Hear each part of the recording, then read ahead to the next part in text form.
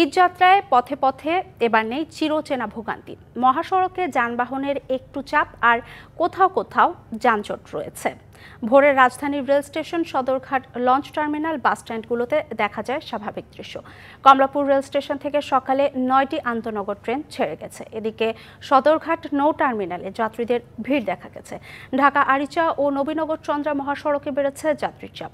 ঢাকা আরিচা মহাসড়কে যান চলাচল স্বাভাবিক থাকলেও কিছুটা চাপ রয়েছে নবীনগর চন্দ্রা মহাসড়কে। নবীনগর ও বাইপাল বাসস্ট্যান্ড এলাকায় যাত্রীদের কিছুটা চাপ থাকলেও কোথাও যানজট বা ভোগান্তি নেই।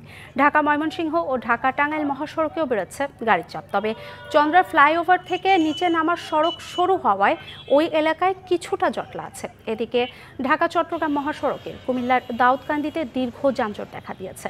ঢাকা টাঙ্গাইল যমুনা সেতু মহাসড়কে রাত থেকে বেড়েছে গাড়ির চাপ বাড়লেও কোথাও যানজট দেখা যায়নি। এছাড়া ঢাকা মাওয়া এক্সপ্রেসওয়েতে কোথাও কোনো যানজটের ভোগান্তি দেখা যায়নি।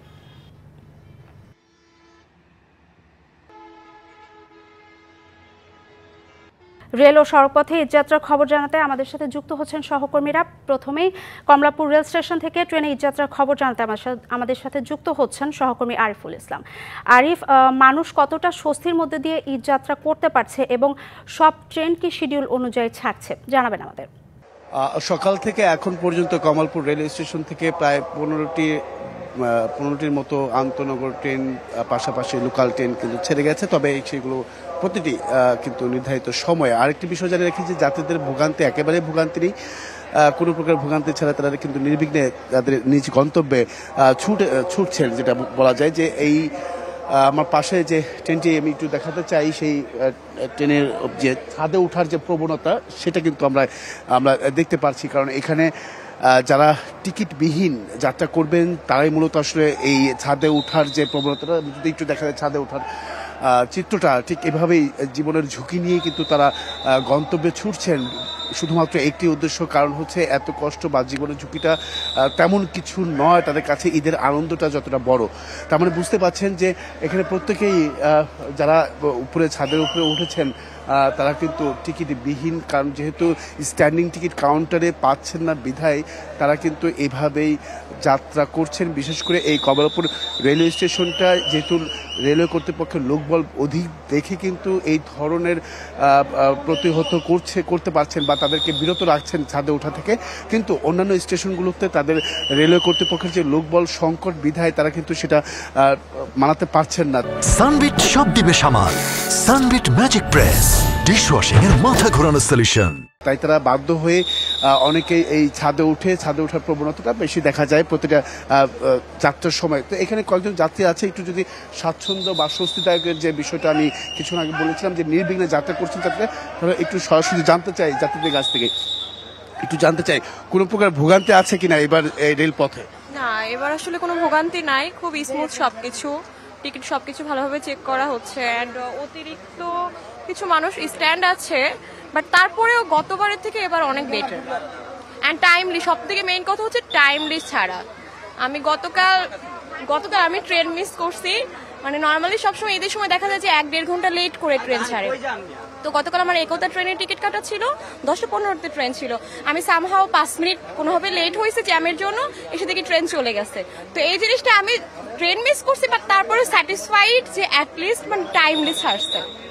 অল্প কিছুক্ষণ আগে কিন্তু বলেছিলাম যে নির্ধারিত সময় প্রতিটা ট্রেন ছেড়ে যাওয়ার যে বিষয়টি, সেই তথ্যটা কিন্তু দিয়েছিলাম, সেটা কিন্তু আসলে প্রমাণ পেয়েছেন। যেটা হচ্ছে যাত্রীর মুখেই জানতে পারলেন, যাত্রীরাই বলছেন যে তারা কিন্তু নির্ধারিত ট্রেন ছেড়ে যাওয়ার কারণে কিন্তু অনেকেই ট্রেন মিস করেছেন, সেই বিষয়টা কিন্তু তারা তুলে ধরেছেন। তার মানে বুঝতে হবে যে রেলপথের যাত্রীরা স্বাচ্ছন্দ্যে বাড়ি।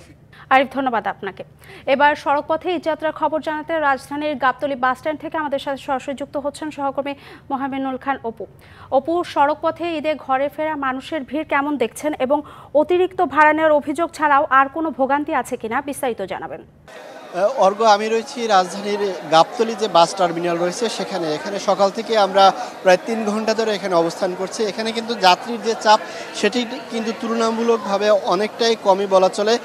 আমরা যদি দেখাতে চাই যে সকাল থেকে আমরা এখানে অবস্থান করছিলাম, যাত্রীদের সাথে আমাদের কথা হয়েছে, তারা যেটি অভিযোগ করে বলছেন যে এই গাবতলী বাস টার্মিনালে তারা অনেকদিন আগেই যদি টিকিট কেটে রেখেছিলেন তারাই এখানে আসছেন। পাশাপাশি এখানে এই গাবতলী টার্মিনালটিতে কিছু লোকাল গাড়ি রাখা হয়েছে, সেই লোকাল গাড়ির যাত্রীও কিন্তু এখানে রয়েছেন। তবে ভাড়ার যে বিষয়টি বলছেন, আপনি যেটি বলছেন, এটি অনেকেই কিন্তু আমাদেরকে অভিযোগ করে বলেছেন যে নন এসি গাড়ি যেগুলো রয়েছে সেগুলো কিন্তু 150 থেকে 200 কিংবা এর বেশি 300 টাকার মতো বেশি রাখা হচ্ছে, এবং এসি গাড়ি যেগুলো রয়েছে সেগুলো কিন্তু প্রায় 500 টাকার মতো বেশি ভাড়া নেওয়া হচ্ছে, এমনটা কিন্তু যাত্রীরা অভিযোগ করেছেন।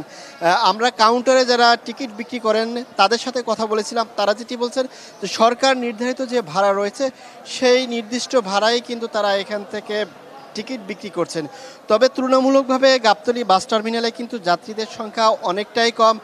কিছুক্ষণ পর পর আমরা কিছু যাত্রী দেখতে পাই, তাদের সাথে যখন কথা বলি তারা কেউ অনেক আগ থেকে টিকিট কেটে রেখেছেন, সেই গাড়ি এখন পর্যন্ত এসে পৌঁছননি, তারা অপেক্ষা করছেন সেটি তারা বলছেন। আবার কেউ গাবতলী টার্মিনালে এসে দেখছেন যে টিকিট পাওয়া যায় কিনা, তারা কিন্তু অনেকেই সেই টিকিটটি পেয়ে যাচ্ছেন।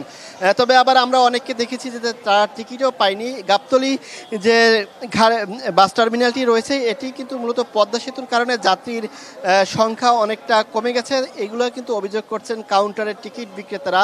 এই গাবতলী থেকে কিন্তু ঢাকা, বরিশাল, স্বরূপকাঠি, বরগুনা, জালকাঠি, ভান্ডারিয়া, মঠবাড়িয়া, তারপর পাথরঘাটা, পটুয়াখালী, তালতলী, কুয়াকাটা সহ কিন্তু খুলনার অনেকগুলো রুটেও কিন্তু এখান থেকে বাসগুলো ছেড়ে যায়, যেটি আরিচা ফেরি হয়ে তারা এই তাদের নির্দিষ্ট গন্তব্যে কিন্তু তারা যাচ্ছেন।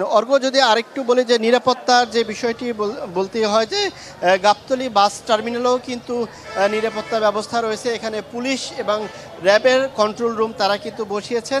তারা কোনো ধরনের যাত্রীরা যদি তাদের কাছে এসে অভিযোগ করেন, তারা সে অভিযোগ শুনে তাৎক্ষণিকভাবে সমাধান করার চেষ্টা করেন।